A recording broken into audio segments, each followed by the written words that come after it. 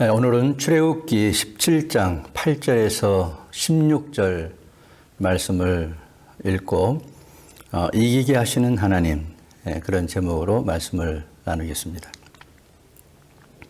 하나님 말씀을 읽을 때 다 같이 함께 봉독해 주시기 바랍니다. 출애굽기 17장 8절부터 16절까지 말씀을 같이 읽습니다. 그때에 아말렉이 와서 이스라엘과 르비딤에서 싸우니라. 모세가 여호수아에게 이르되 우리를 위하여 사람을 택하여 나가서 아말렉과 싸우라. 내일 내가 하나님의 지팡이를 손에 잡고 산 꼭대기에 서리라.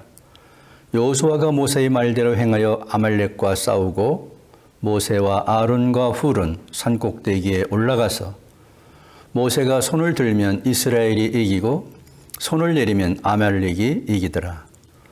모세의 팔이 피곤함에 그들이 돌을 가져다가 모세의 아래에 놓아 그가 그 위에 앉게 하고 아론과 훌이 한 사람은 이쪽에서 한 사람은 저쪽에서 모세의 손을 붙들어 올렸더니 그 손이 해가 지도록 내려오지 아니한지라. 여호수아가 칼날로 아말렉과 그 백성을 쳐서 무찌르니라. 여호와께서 모세에게 이르시되 이것을 책에 기록하여 기념하게 하고 여호수아의 귀에 외워 들리라. 내가 아말렉을 없이하여 천하에서 기억도 못하게 하리라. 모세가 제단을 쌓고 그 이름을 여호와 니시라 하고 이르되 여호와께서 맹세하시기를 여호와가 아말렉과 더불어 대대로 싸우리라 하셨다 하였더라. 아멘. 오늘 본문 내용은 읽으신 대로 이스라엘 백성들이 르비딤이라는 곳에 출애굽 여정 가운데에 이르렀을 때에 아말렉 족속과 전투하는 장면입니다. 먼저 이스라엘 백성들이 출애굽 여정을 한번 살펴보고 말씀을 나누려고 합니다. 지도를 한번 참조해 주시기 바랍니다. 라함셋에서 출발하는데요. 이것은 고센 땅입니다. 숫곳을 거쳐서 홍해를 도강해서 마라, 엘림, 독가, 그리고 르비딤, 시내산 바로 원미처에 있는 그 르비딤에 이르게 됩니다. 출애굽기 13장에서 18장까지 말씀을 읽어보면 이 여정을 자세히 알 수가 있습니다. 애굽을 출발한 이스라엘이 구름 기둥과 불 기둥으로 하나님의 인도를 받습니다. 하지만 곧 애굽 군대가 추격을 하게 되고 죽을 위기에 처해지자 백성들은 모세를 원망하게 됩니다. 하나님께서는 홍해를 갈라서 이스라엘로 하여금 마른 땅처럼 걷게 하시고 그들을 쫓던 애굽 군대들은 수장시키셨습니다. 이 놀라운 기사를 접한 이스라엘 백성과 모세 그리고 미리암은 이 강가에서 찬양을 올려드립니다. 그러나 이스라엘 백성들은 홍해를 건너는 기적을 본 후에도 물과 음식이 부족하자 곧 불평을 하기 시작합니다. 하나님께서는 책망하시지 않고 만나와 메추라기를 하늘에서 내리시고 반석에서 물을 내어서 그 백성들을 마시게 합니다. 마라라고 하는 곳에 도착해서는 물이 써서 마실 수 없게 되자 또다시 모세를 백성들이 원망하게 되죠. 모세는 하나님께 기도한 후 마른 막대기를 꺾어서 그 물에 던지자 단물로 변하는 사건도 있었습니다. 이런 마라를 그들이 지나서 샘 12개와 종려나무 70개가 있는 엘림이라고 하는 곳에 이르러서 장막을 치게 됩니다. 이 엘림에서 시내산까지 사이에 신광야가 있는데 여기 지나는 동안 이스라엘 백성들은 음식이 떨어지자 또다시 모세와 아론을 원망하게 되어지죠. 그들은 애굽에 있을 때 그래도 때때로 우리가 고기를 먹었다. 그때가 더 좋았지 않느냐 이렇게 이유를 대면서 그들은 또 불평을 하게 됩니다. 하나님께서 그 백성들에게 저녁에는 메추라기를 그리고 아침에는 만나를 내려서 배불리 그들을 먹게 하십니다. 신광야 즉 엘림에서 시내산 사이에 있는 이 광야를 떠나서 그들이 이룬 곳이 르비딤이라는 곳입니다. 여기 왔을 때도 물이 부족했습니다. 모세에게 다시 적대감을 보이게 되는데요. 물 부족에서 시작된 이 원망은 확대가 돼서 출애굽한 자체에 대해서 문제를 걸기 시작합니다. 모세는 호렙산, 시내산입니다. 이걸 호렙산이라고도 부르는데요. 거기에 반석을 쳐서 물을 내서 백성들을 마시게 합니다. 그리고 오늘 본문이 시작되는 것이죠. 화불단행이라는 속담이 있습니다. 한문으로는 재앙화, 안이불, 헛단, 단일행. 화불단행, 뭐 잘 쓰는 단어는 아닙니다만은 문자적으로 보면은 불행은 홀로 오지 않는다. 그런 뜻입니다. 재앙이 올 때는 겹쳐서 온다. 이렇게도 말하고요. 또 우리말로는 나쁜 일은 한꺼번에 온다. 이렇게 쓰기도 합니다. 왜 이 이야기를 제가 꺼내느냐 하면은요. 이스라엘 백성들이 르비딤에 도착했을 때에 그들은 내적으로 큰 어려움이 있었습니다. 모세와 다투고 있었고요. 하나님을 향해서는 원망을 했습니다. 물이 없다는 것 때문에 그랬는데요. 그냥 뭐 물 없는 것 때문에 원망하는 것으로 끝나지 않고 출애굽한 것까지 걸고서 시비를 하게 됐죠. 잘못 나왔다 우리가. 백성들이 이렇게 되는 것이죠. 그래서 내부적으로 이스라엘 백성들 출애굽 여정에 굉장히 큰 위기를 맞이하게 됩니다. 그런데 화가 겹쳐서 온다고 했나요? 내적으로 이런 어려움만 있는 것이 아니라 이 틈을 타서 외적으로 아멜렉 족속이 공격을 해오게 된 것입니다. 정말 어려운 일이겠죠. 내부적으로 단결을 해도 지금 출애굽 여정 가운데 있는 이스라엘 백성들이 단단히 벼르고 있는 아말렉 족속과 싸운다는 것은 힘에 겨운 일이거든요. 근데 내적으로 이렇게 불평, 원망 이러면서 하나가 돼 있지 않죠. 거기다가 외부적으로 이렇게 아말렉이 침략을 해오죠. 정말 속담처럼 화불단행이었습니다. 그런데 본문을 자세히 읽어보면은 이 전쟁에서 하나님께서 이스라엘이 이기도록 해주신다는 것을 알 수가 있습니다. 저는 이 본문에서 이 모세가 무엇을 할 때, 이스라엘 백성의 지도자 아니겠습니까? 무엇을 할 때 하나님께서 이 전쟁에 이기게 해주셨는가 하는 것에서 우리가 이렇게 한꺼번에 다가오는 이런 어려운 일들 우리가 인생 여정에서 만나게 되는데요. 우리가 그럴 때 어떻게 하면 하나님께서 그 어려움을 모두 극복하게 하시는가에 초점을 두고 교훈을 받고자 합니다. 첫째로는 오늘 9절 말씀을 읽어보면요. 내일 내가 하나님의 지팡이를 손에 잡고 산꼭대기에 서리라. 이게 모세가 한 행동입니다. 아말렉이 쳐들어오자 여호수아를 보내서 이제 방어를 하게 하는 한편 모세는 최고의 지도자로서 산으로 올라갔다 이렇게 말하고 있어요. 그런데 구약에서 이 산이라고 하는 것은 하나님의 임재하는 장소로 많이 표현이 되어집니다. 그러니까 모세가 산으로 갔다고 하는 것은 하나님을 만나러 갔다 이렇게 우리가 볼 수 있겠습니다. 사실 이것은 간단한 일 같지만은 대단히 간단치 않고 또 상당히 중요한 일입니다. 왜냐하면 모세는 애굽에서 그 교육을 받을 때 40년간 교육을 받았잖아요. 그때 그는 학문만 공부한 것이 아니라 무술 공부도 했습니다. 그러니까 대단히 그가 그 전쟁에도 능한 그런 리더였다는 것을 우리가 알 수가 있는데요. 이 아말렉이 쳐들어오면 딱 인간적으로 생각할 수 있잖아요. 아말렉, 내가 무술 공부를 얼마나 많이 했는데 내가 나가서 단번에 물리치자 이렇게 할 수도 있는 상황이거든요. 그런데 모세가 그때에 그렇게 하지 않았다는 거예요.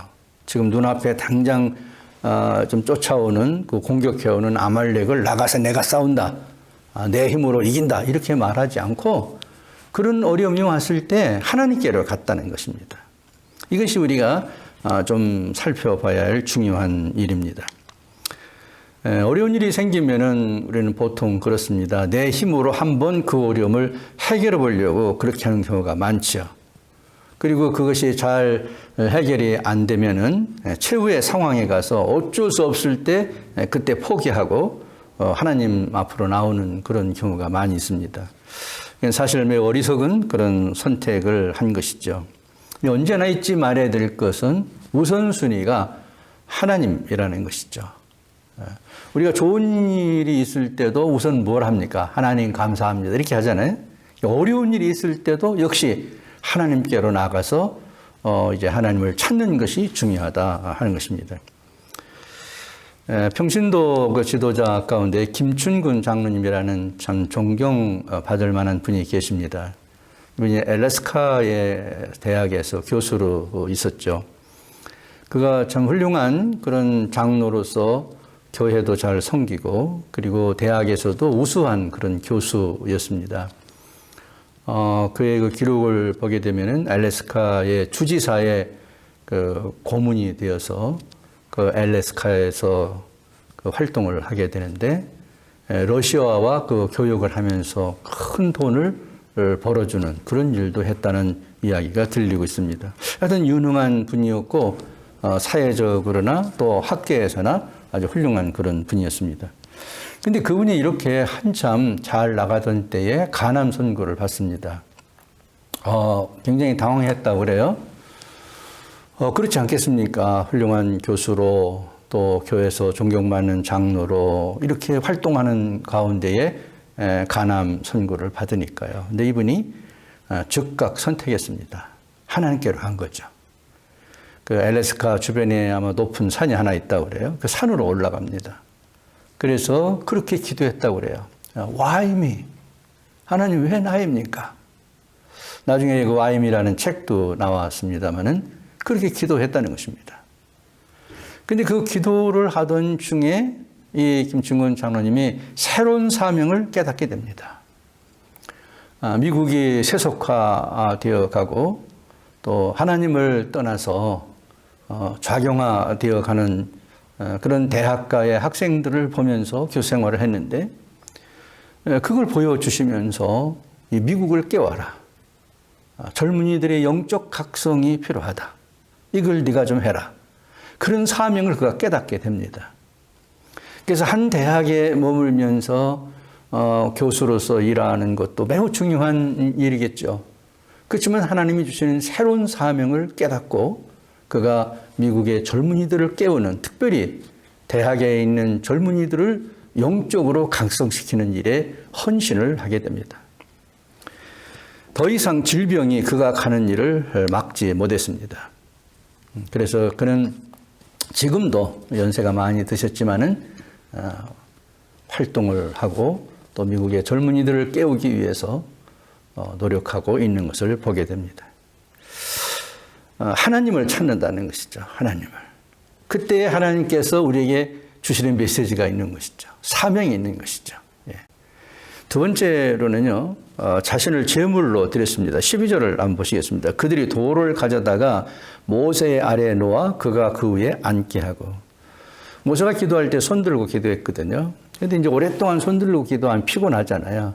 이게 이제 손을 이렇게 이제 내리게 되어지는데요. 그때 서서 기도하던 모세를 아론과 훌이 이제 협력을 하게 되는데 그때 돌을 하나 갖다 놓고 그 위에 앉게 합니다.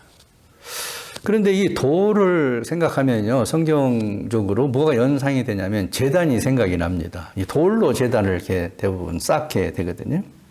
이 제단을 만드는 이유는 뭘까요? 그 제단 위에다가 제물을 올려놓는 것이죠. 그러니까 아론과 훌이 제사장처럼 모세의 손을 들어 올리게 되어지는데요. 모세가 기도할 때 이렇게 기도했을 거예요. 하나님, 저를 제물로 드려오니 받으시고 이스라엘이 이기게 해주세요. 저를 제물로 주님 앞에 바칩니다. 이런 의미가 그 속에 들어있지 않겠는가. 여러분, 그 돌을 생각하면은 제단이 연상되는 이유는요, 야곱에게서 찾아볼 수가 있습니다. 야곱이 인생에 정말 실패했지 않습니까? 부모와 그 형을 속이고 가정을 엉망진창으로 만든 다음에 실패한 그 인생으로서 부모와 자녀들 곁에, 부모와 그 형제들 곁에 살지 못하고 집을 떠나게 되지 않습니까? 가다가 너무 지쳐서 잠을 자게 되는데 꿈을 꾸게 됐죠. 그 꿈에서 하나님의 음성을 듣게 됩니다. 내가 너와 함께해서 네가 어디로 가든지 너를 지키며 너를 이 땅으로 돌아오게 하리라. 내가 네게 허락한 것을 다 이루기까지 너를 떠나지 않으리라. 창세기 28장 15절에 보면 꿈에서 그런 하나님의 음성을 듣게 됩니다. 그리고 나서 그가 한 것이 뭡니까? 야곱이 배우고 자던 돌이 있었는데요. 그 돌을 베개 삼았던 돌을 가져다가 제단을 만들고요. 그 제단 앞에서 그가 서원을 합니다. 그 서원이 뭡니까? 28장 20절에서 22절에 보면은 나와 함께 해주신다고 하니 감사합니다. 저와 함께 해주세요. 저게 먹을 것 주시고요. 입을 것도 주시고요. 또 나를 좀 지켜주세요. 하나님 말씀대로 그렇게 해주신다면은 제가 다시 이 자리에 돌아왔을 때, 성공해서 다시 올 때는 내가 하나님께 11조를 드리고 제단에서 예물을 드리면서 하나님을 예배하겠습니다. 이렇게 소원을 하게 됩니다. 그러니까 이 제단이라는 곳은 뭐 하는 곳입니까? 하나님 앞에서 예배하는 거예요. 하나님께서 제물을 드리는 곳이에요. 하나님을 경배하는 곳이에요. 또 자신을 드리는 곳이에요. 이것이 제단인 것입니다. 찬송가 338장 보면은 이런 찬양이 있죠. 야곱이 잠깨어 일어나는 돌단을 쌓은 곳 본받아서 숨질 때 되도록 늘 찬송하면서 주께도 나가기 원합니다. 그럼 모세도 제단을 내 자신을 드렸고요. 야곱도 이렇게 제단을 쌓고 소원을 하고요. 아브라함도 그 제단을 쌓고 아들을 바치죠. 예수님도 십자가 제단에 자기를 드리죠. 우리도 어떻게 합니까? 제단을 쌓고 예배를 드립니다. 거기서 우리의 몸을 드리죠. 우리의 마음을 드리죠. 우리의 정성을 드리죠. 또 우리의 헌금을 통해서 물질도 드립니다. 우리 자신을 산 제물로 드리는 것이죠. 주님은 그것을 받으시고 우리를 이기게 하는 것입니다. 세 번째는 모세가 손을 들고 기도했습니다. 11절을 한번 읽어봅니다. 모세가 손을 들면 이스라엘이 이기고 손을 내리면 아말렉이 이기더니. 기도할 때에 또 찬양할 때에 손을 드는 것은요, 성경적인 전례입니다. 다윗이 찬양과 기도할 때 두 손 들고 했죠. 시편 88편 9절을 보면 곤란으로 말미암아 내 눈이 쇠하였나이다. 여호와여, 내가 매일 주를 부르며 주를 향하여 나의 두 손을 들었나이다. 내가 고나고 힘들고 어려울 때에 매일매일 내가 주님 앞에 두 손을 들고 기도했다. 주를 부르며 주를 향해서 두 손을 들었다. 기도할 때 두 손을 들었다. 그 말이죠. 에스라가 참 훌륭한 그런 학사 아닙니까? 이 에스라가 학자죠. 그런데 그 에스라도 기도할 때 손을 들고 기도했습니다. 에스라서 9장 5절에 보면요. 저녁 제사를 드릴 때 내가 근심 중에 일어나서 속옷과 겉옷을 찢은 채 무릎을 꿇고 나의 하나님 여호와를 향하여 손을 들고, 나의 하나님 여호와를 향하여 손을 들고. 그가 학자였고 학사였습니다. 정말 지성이 발달한 그런 분이라고 할 수 있죠. 그런데 하나님께 기도할 때 두 손 들고 기도했다. 근심 중에 속옷과 겉옷을 찢은 채 무릎을 꿇고 나의 하나님 여호와를 향하여 손을 들고, 손 들고 기도했다. 이런 신약에서 바울은 참 우리에게 없어서는 안 될 귀중한 분이시죠. 구원받은 성도들에게 로마서를 통해서 첫 번째로 선포한 말씀이 뭡니까? 로마서의 그 전반부 11장까지는 어떻게 하면 구원받느냐 하는 것을 설명하고요. 그리고 12장부터는 구원받은 사람들은 어떻게 살아야 되느냐 하는 것을 설명하는 것으로 로마서가 구성이 되어 있는데요. 그때에 구원받은 사람들이 첫 번째로 해야 될 일이 무엇이냐를 12장에서 이렇게 설명을 합니다. 1절에서 그러므로 형제들아 내가 하나님의 모든 자비하심으로 너희를 권하느니 너희 몸을 하나님이 기뻐하시는 거룩한 산 제물로 드리라. 이는 너희가 드릴 영적 예배니라. 산 제물로 드리라. 이렇게 말했어요. 영지주의자들은요, 고대나 현대에서도 그 육체를 경시합니다. 몸은 악한 것이고 타락한 것이라고 보기 때문에 그런데요. 성도들은 그렇지 않습니다. 영지주의자들하고는 다릅니다. 우리의 몸과 마음과 뜻을 다해서 하나님을 사랑하자. 그래서 우리가 우리 몸을 사용해서, 다시 말하면 손을 들어서 찬양하고 손을 들어서 기도하는 것, 이 몸을 들여서 찬양하고 기도하는 것, 이것은 성경적인 것이라고 할 수 있습니다. 그래서 이런 의미도 들어있는 거죠. 우리가 기도할 때 손을 드는 이유는 주님, 저는 당신 것입니다. 당신이 기뻐한 대로 사용하소서. 또 저는 아무것도 숨길 것이 없습니다. 주님만을 의지합니다. 그런 뜻이 들어있는 것이죠.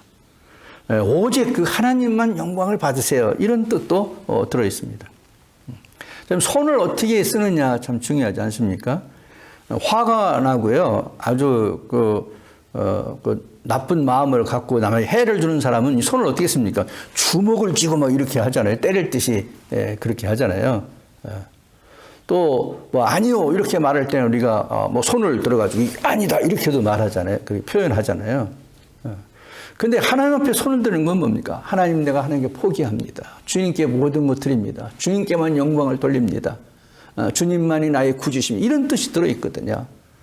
그러니까 그것은 우리의 몸을 들여서 이렇게 산 제물이 되어서 주님께 드려지는 것은 성경적인 것이라고 할 수 있습니다. 이런 자세를 가졌다는 것이죠.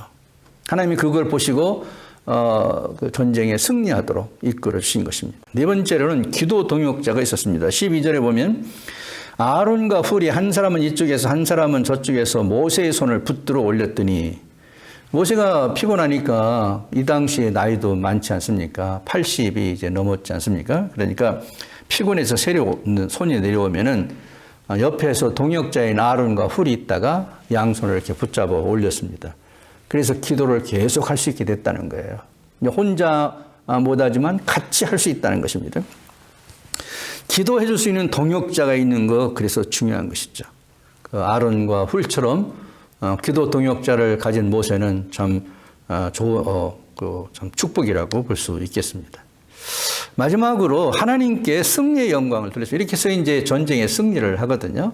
손을 들고 있는 동안 여호수아가 아말렉과 싸워서 완전히 전쟁에 승리를 하게 돼요. 그러니까 모세가 15절에서 제단을 쌓고 그 이름을 여호와 니시라 하고 제단을 만들었어요. 그런 다음에 여호와 니시라는 이름을 붙였는데, 여호와는 나의 깃발이다 그런 뜻이거든요. 니시라는 말은 깃발이다 그런 뜻이에요. 무슨 말입니까? 하나님이 친히 군기를 든 사령관이 되신다. 우리가 이긴 것은 우리가 이긴 게 아니라 하나님, 우리의 사령관은 하나님이 이기신 것이다. 하나님이 우리의 깃발이다. 이런 얘기죠. 하나님의 이름을 만천하에 드러낸 것이죠. 내가 기도해서 이겼다 이런 게 아니죠. 또 여호수아가 내가 잘 싸워서 이겼다 그런 게 아니죠. 여호와는 나의 깃발이다. 여호와만이 우리의 사령관이 되어서 우리를 이기게 하셨다. 이렇게 만천하에 하나님의 이름을 드러내죠. 그럼과 동시에 14절에 보면 여호와께서 모세에게 이르시되 이것을 책에 기록하여 기념하게 하고 여호수아의 귀에 외워 들리라. 내가 아말렉을 없이하여 천하에 기억도 못하게 하리라. 이 아말렉은 이제 기억도 할 수 없는 그런 자가 될 것이다. 이걸 책에다 기록해가지고 또 귀에다 자꾸 들려서 외우게 해가지고 이렇게 아말렉을 물리친 것은 하나님이 하신 것이다. 이 사실을 만천에 알게 하라. 이렇게 말했습니다. 그런데요, 이렇게까지 그 아말렉을 철저하게 진멸하는 이유가 뭘까? 혹시 궁금하지 않으세요? 신명기서 25장 17절에서 19절에요. 그 이유를 설명합니다. 한번 읽어보겠습니다. 너희는 애굽에서 나오는 길에 아말렉이 내게 행한 일을 기억하라. 무슨 일을 했습니까? 아말렉을 공격했잖아요. 그걸 기억해라. 18절. 곧 그들이 너를 길에서 만나 내가 피곤할 때에 내 뒤에 떨어진 약한 자들을 쳤고 하나님을 두려워하지 아니하느니라. 이 공격할 때요 비겁했습니다. 이스라엘 백성들이 애굽에서 나올 때에 장정만 60만 명이지 않습니까? 그리고 아이와 여인들을 합하면은 200만 명이 넘는 그런 숫자였어요. 아마 그 군중의 길이가 상당히 길었겠죠. 앞서서 가는 사람이 있고 오랫동안 걷다가 보니까 적어도 이 시내산까지 이르는 길을 한 2개월, 3개월 이렇게 잤거든요. 거기까지 온 것을. 그러면 한 2개월 정도 이렇게 걸어서 와야 되니까요. 뒤처지는 사람이 있을 거 아니에요. 그 약자들이겠죠. 또는 나이가 많으신 분들일 수도 있겠죠. 아주 피곤해서 뒤처질 수밖에 없지 않습니까? 그런데 그 뒤처진 약자들을 뒤에서 공격했단 말이죠. 정말 그 비겁한 그런 공격이 아닐 수 없어요.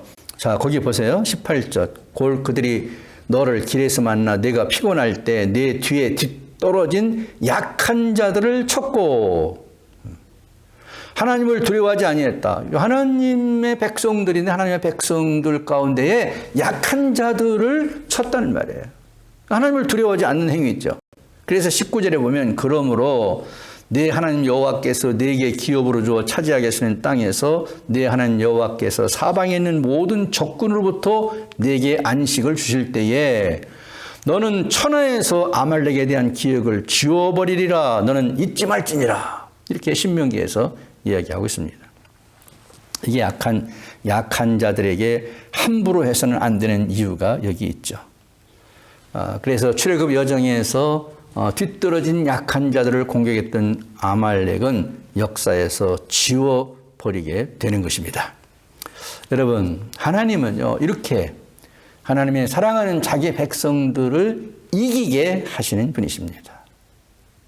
겹쳐서 불행이 오는 것 같고요. 겹쳐서 어려운 일들이 생기는 그런 상황 속에서도 하나님께서는 자기 백성과 자기 사랑하는 자녀들을 승리로 인도하시는 분이십니다. 그런데 오늘 본문에 보니까 어떻게 할 때에 그렇게 하셨는가 하는 과정을 보게 되면 몇 가지를 볼 수가 있습니다. 이 모세가 행했던 이 일들을 살펴보면서 어떤 경우에 겹쳐서 재난이 오고 어려움이 오고 힘든 일이 온다 할지라도 아말렉과 같은 우리 인생의 여정에 오게 되는 어려움들을 인해서 두려워하지 마시게 되기를 바랍니다. 하나님은 그 가운데서도 우리를 이기게 하시는 분이기 때문입니다. 하나님을 가까이 가시기를 바랍니다. 그분 앞에 제단을 쌓기를 바랍니다. 그분에게 우리의 자신을 드리게 되기를 바랍니다. 또 그분과 함께 우리가 계속해서 하나님을 향해서 손을 들고 기도하시기를 바랍니다. 좋은 동역자들과 함께 합심해서 기도하시기 바랍니다. 그리고 하나님께서는 그와 같은 승리를 주셨을 때는 내가 잘해서 이 어려움을 극복했다. 힘들고 어려운 일이 있었지만은 내가 이렇게 지혜롭게 잘해가지고 했다. 이런 것이 아니라 모세와 같이 여호와는 나의 깃발이시다. 여호와 니시. 하나님이 우리의 사령관이다. 하나님이 이기하셨다. 이렇게 고백하고 하나님을 나타내는 그런 은혜가 있게 되기를 바랍니다. 그런 자들이 하나님께서는 최후에 이기게 하시는, 승리하게 하시는 하나님으로 우리에게 다가오는 것입니다. 할 수 있거든 무슨 말이냐? 믿는 자에게는 능치 못할 일이 없다고 했습니다. 함께 이 믿음을 가지고 찬양하시겠습니다.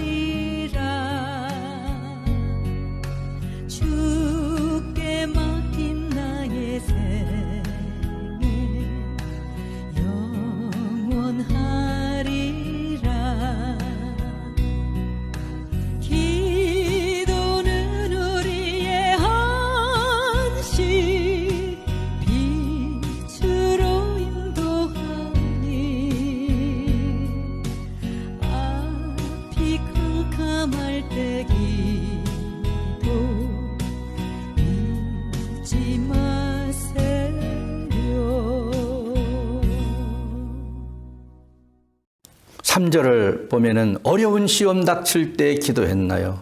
주가 함께 당하시면 능히 이기리. 할렐루야.